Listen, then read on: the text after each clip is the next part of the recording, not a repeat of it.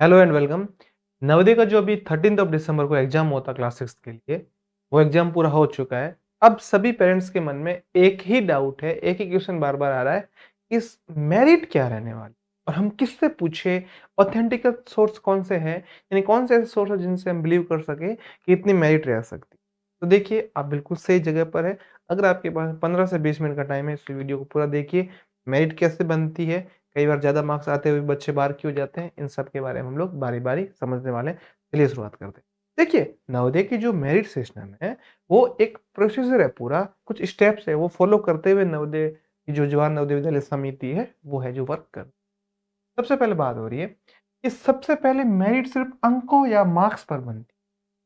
जिस भी डिस्ट्रिक्ट से आप बिलॉन्ग करते हैं, जिस भी जिले से आप बिलॉन्ग करते हैं, वहाँ पर क्या होगा, जितने भी बच्चों ने एग्ज़ाम दिया है, उन सब के जो मार्क्स होंगे, अंक होंगे, वो है जो बढ़ते से घटते क्रम में यानी डिक्रीज़िंग ऑर्डर में लिखे जाएँगे। फिर है जो उसके बाद में क्या होगा, सबसे पहले मार्क्स देखें इस स्टेज के ऊपर यानी जब आपकी मार्क सॉर्टिंग हो रही होगी, जिसको रॉ मेरिट बोलते हैं, इस टाइम पर कोई कैटेगरी भी नहीं, कोई कैटेगरी वर्क नहीं करेगी। कोई लड़का-लड़की नहीं यानी कोई जेंडर वर्क नहीं करेगा, कोई लड़का, कोई लड़की नहीं, फिर कोई ग्रामीण, शहरी नहीं। नहीं ग्रामीण, नहीं शहरी, कुछ भी नहीं, रूरल, अर्बन कुछ भी नहीं अब तक, ठीक है? देखिए, हर जिले और डिस्ट्रिक्ट के अंदर यानी हर जिले के अंदर क्या बात हो रही है, सभी अभ्यर्थियों को कुल अंकों के आधार पर यानी जितने बच्चों ने पेपर दिया है, उन कुल है जो एवरेज निकलता है, उसके बाद में ज़्यादा से कम क्रम में लगाया जाता है, जितने भी बच्चों ने एग्ज़ाम दिया है, चाहे बॉय है, चाहे गर्ल है, अब तक ऐसा कुछ भी है जो सेपरेशन नहीं हो रहा है। इसको कहा जाता है रॉ मेरिट लिस्ट, कच्ची मेरिट सूची। इस समय SC, ST, OBC, general, girl, boy कुछ भी लागू नहीं होता है, रूरल, अर्बन कुछ भी नहीं, शहरी, ग्रामीण कुछ भी नहीं। पहला स्टेप आपको समझ में आ गया? इन सब अंकों को इस तरीके से लिख दिया, ठीक है? बढ़ते से घटते क्रम की ओर, यानी इस तरीके से पहले ज़्यादा, फिर कम, फिर कम, फिर कम, फिर कम ऐसे। अब सेकंड स्टेप की बारी आती है।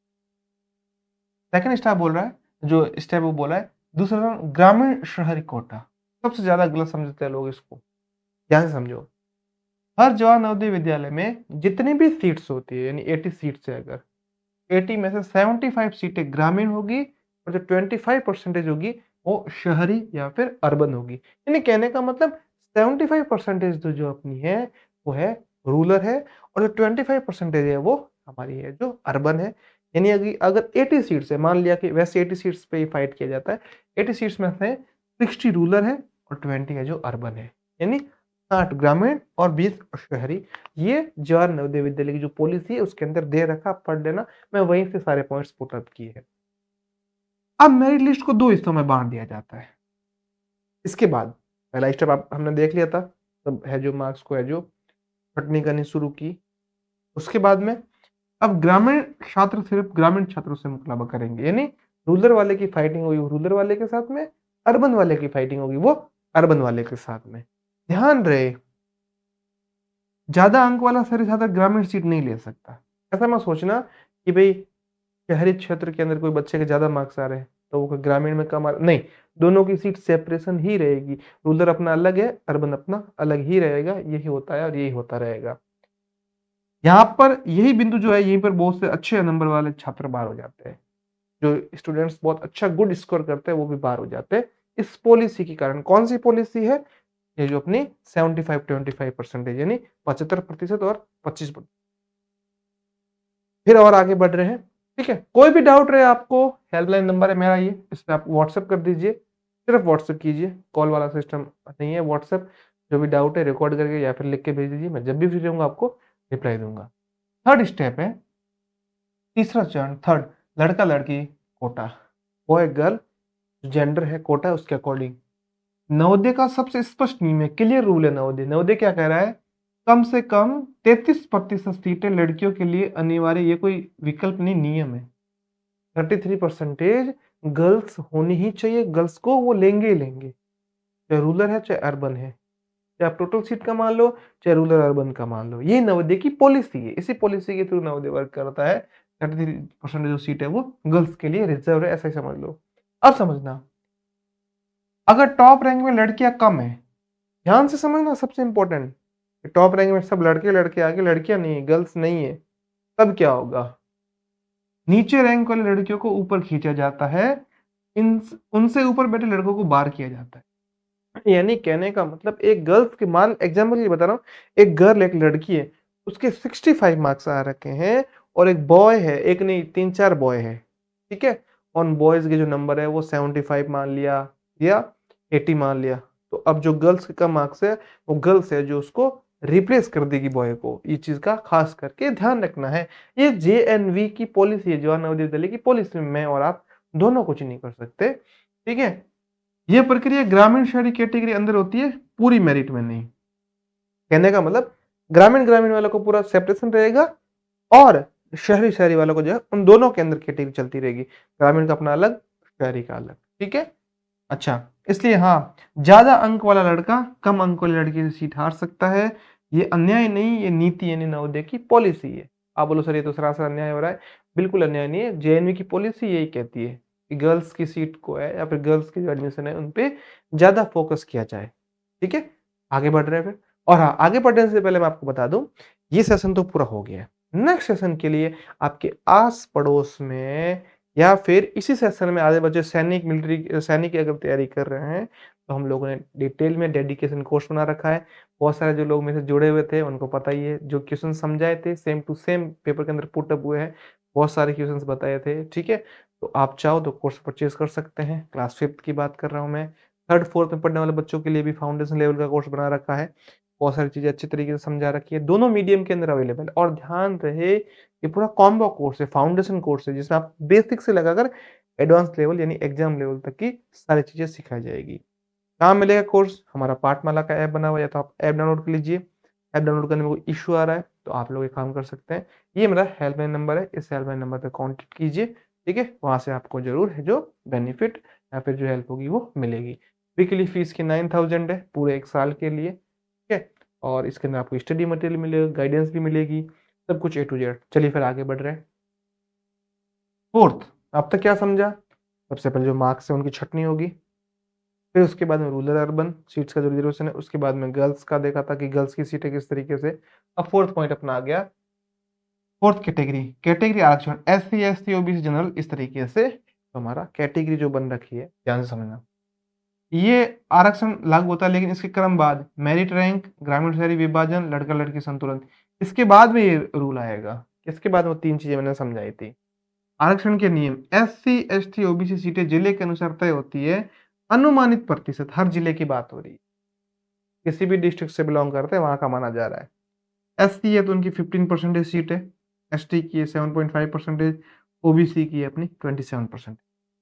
और यहाँ पर ओबीसी के लिए क्रीमी लेयर सर्टिफिकेट नहीं लगता है। ऐसा कोई रिक्वायरमेंट नहीं है कि क्रीमी लेयर, कोई भी ओबीसी से बिलॉन्ग कर रहा है, ठीक है? ओबीसी 2 तरीके के, क्रीमी लेयर और नॉन क्रीमी लेयर, उससे कोई फ़र्क नहीं पड़ेगा। इम्पोर्टेंट ध्यान रखना, अगर पर्याप्त एससी, एसटी छात्र मेरिट में नहीं आते, तो सीटें जनरल को जा सकती है। ऐसा नहीं है कि जनरल से ओबीसी मतलब एससी, एसटी से ओबीसी में जाएगी, ऐसा नहीं। सीधा एससी, एसटी के नहीं है, तो जनरल में चली जाएगी। और ध्यान रहे एक चीज़ का, आरक्षण न्यूनतम मेरिट को खत्म नहीं करता है। जो मिनिमम पासिंग मार्क्स है, कम से कम पास होने वाला जो नंबर है, अंक है, वो तो चाहिए ही चाहिए। ऐसा नहीं कि एक बच्चा है जो एससी, एसटी का 100 में से मार्क्स या फिर परसेंटेज बोलो 20% लेके पास हो जाएगा, नहीं। मिनिमम मेरिट लिस्ट नवोदय ने जो तय कर रखी है, वो उतनी लानी ज़रूरी है। उससे अगर कम ला रहा है, तो चाहे सीटें खाली रहे, लेकिन ध्यान रहे एससी-एसटी को नहीं लिया जाएगा। इसलिए आप ये मत सोचो कि हम एससी-एसटी या फिर किसी भी कैटेगरी से कम पढ़ेंगे, नहीं, आपको मेहनत तो उतनी-उतनी करनी है। फिर आगे बढ़ रहे हैं अगला। अगला क्या कह रहा है हमारा? अगला कह रहा है डेट ऑफ बर्थ का, ये सबसे इम्पोर्टेंट है। डेट ऑफ बर्थ का ये जो क्राइटेरिया है, वो क्या है समझो, थोड़ा डाउट क्लियर करते हैं। जैसे क्या हो गया? जैसे बॉय की बात करते हैं, 2 लड़के हैं, लड़का ए और लड़का बी। एक लड़का है, उसके भी है जो 75 मार्क्स आ रहे हैं और दूसरे के भी 75 मार्क्स आ रहे हैं। दोनों में से किसको चूज़ करेगा जेएनवी? यानी किसका सिलेक्शन होगा, किसका नहीं होगा? ध्यान रहे दोनों को सब में अगर बराबर मार्क्स आ रहे हैं, जैसे रीजनिंग वाले पोर्शन मेंटल एबिलिटी में भी बराबर है, हिंदी में भी बराबर है, मैथ में बराबर, तीनों में इक्वल मार्क्स आ गए। तब नवोदय क्या करता है, उस केस के अंदर जिसकी डेट ऑफ बर्थ छोटी यानी जो उम्र के अंदर बड़ा हो, ठीक है? जो उम्र के अंदर बड़ा हो, जिसकी एज ज़्यादा होगी, वही है जो उसके अंदर सिलेक्ट होगा, दूसरे वाले को निकाल देंगे। ये इनकी पॉलिसी है, मैं और आप दोबारा भी कुछ नहीं कर सकते। ठीक है? अब समझिए, ये कब लागू हुआ? जब अंक समान हो, कैटेगरी समान हो, सबसे इंपॉर्टेंट। ऐसा नहीं है कि दो अलग-अलग कैटेगरी, नहीं, कैटेगरी भी एक जैसी हो जाए। साथ में ग्रामीण और शहरी समान हो, या तो ग्रामीण हो, ग्रामीण-ग्रामीण, शहरी-शहरी, यानी रूरल-रूरल और अर्बन-अर्बन कैटेगरी हो तो। लड़का-लड़की समान है, तो लड़का-लड़के के बीच में कंपेरिज़न होगा या फिर लड़की-लड़की के बीच में, अपोजिट जेंडर के साथ में नहीं होगा। फिर बात हो रही उपकोटा समान हो, उपकोटा आप समझ गए होंगे, जो आप समझाना चाह रहा हूँ, ठीक है? जनरल है, जो ओबीसी है, जो भी है। फिर देखो, जो उम्र में बड़ा होता है उसे प्राथमिकता मिलती है, ये आखिरी फ़िल्टर है। इसके बाद में कोई फ़िल्ट्रेशन काम नहीं करता, ठीक है? जैसे-जैसे हम आगे बढ़ रहे हैं, आपको चीज़ क्लियर होती जा रही है। फिर नेक्स्ट देख रहे हैं, छठा चरण, दिव्यांग या पीडब्ल्यूडी, ठीक है? जो फिजिकली हैंडीकैप्ड जिनको बोलते हैं, स्पेशल नीड वाले बच्चे होते हैं। इसके अंदर भी 3% का है, जो सीधा का सीधा डायरेक्ट है, वो है, जो इसके अंदर मान सकते हैं कि 3% का इसके अंदर भी रिजर्वेशन है। सभी कैटेगरी में लागू है, लेकिन एक शर्त है। ऐसा नहीं कि दिव्यांग है, पीडब्ल्यूडी, फिजिकली हैंडीकैप्ड है, उसके मार्क्स में 10 मतलब 100 में से 5 या 10 आ रहे तो नहीं। बेसिक मेरिट उसको क्लियर होनी चाहिए। इस और कोई ऑटोमेटिक चेंज नहीं, ऐसा नहीं किसी पीडब्ल्यूडी या फिर किसी जो ऐसे छात्र ने, ऐसे बच्चे ने फॉर्म भरा है, जो विकलांग है, दिव्यांग है, उसका सीधा हो जाएगा, नहीं। उनको, उनकी सीट तो उनके लिए रिज़र्व है, लेकिन मिनिमम पासिंग मार्क्स तो उनको भी लाने पड़ेंगे। तो कितनी शानदार तरीके से सर जी मैं आपको बता रहा हूँ, एक-एक करके।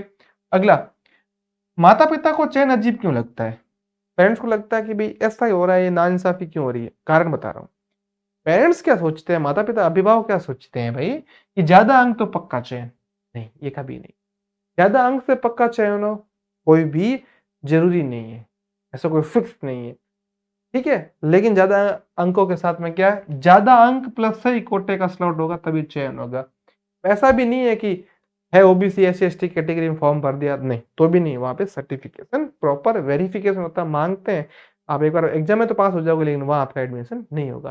तो जिस कैटेगरी से आप बिलॉन्ग करते हैं, उसी से फॉर्म फिल कीजिए। केवल अंक ज़रूरी नहीं है, ठीक है? लेकिन अंक भी ज़रूरी होते हैं एक तरीके से, ज़्यादा मार्क्स तो लाने अपने को, कोशिश तो अपने हाथ में अंक लाना है, बाकी चीज़ें जो वो नवोदय के हाथ में। ठीक है? अगेन आगे बढ़ रहा हूँ, उससे पहले एक इम्पोर्टेंट अपडेट, अगर अगले साल के लिए आपके आस-पास में कोई कज़िन है या फिर कोई रिश्तेदार है, जो लोग मेरे से पढ़े उनको सब पता ही है किस तरीके से मैंने चीज़ समझाई। तो आप लोग अगर चाहते हैं उनका सिलेक्शन हो, अच्छी तरीके से गाइडेंस उनको मिलेगी, पूरा कोर्स करवाया जाएगा, रिकॉर्डेड भी है और लाइव यानी हाइब्रिड कोर्स मिलेगा, नोट्स, स्टडी मटेरियल सारा मिलेगा, क्विज़ेस मिलेगी, मॉक जो टेस्ट है वो मिलेंगे, सारे के सारे 1 साल के लिए आपको मिलने वाले हैं वो 9000 के अंदर। आगे क्या फ़ी होती है वो फैकल्टी है जो बाकी वो मैनेजमेंट टीम डिसाइड करेगी। कहाँ मिलेगा कोर्स? आपको पाठमाला ऐप पर। और हाँ, इसके अलावा अगर मैं बात करूँ, कोई भी डाउट रहता है कोर्स के रिगार्डिंग, तो ये अपना हेल्पलाइन नंबर है, इस पे कॉन्टैक्ट कर लीजिए। कोर्स दोनों मीडियम के लिए है जो अवेलेबल है सेपरेटली। इतना ही नहीं, नवोदय के अलावा सैनिक, मिलिट्री जो एग्ज़ाम्स होते हैं आरएमसी, इनका भी इसके अंदर है जो चीज़ें इंक्लूड कर रखी। ठीक है? फिर आगे बढ़ते हैं। पूरी प्रक्रिया ध्यान से पढ़ना आपको, समझना ध्यान से। अब लोग सोचते हैं कि ऐसा क्यों होता है? परीक्षा होती है पूरे भारत में, एक एक जैसा पेपर आता है। फेज़ 1 का थोड़ा अलग आता है, फेज़ 2 का अलग आता है।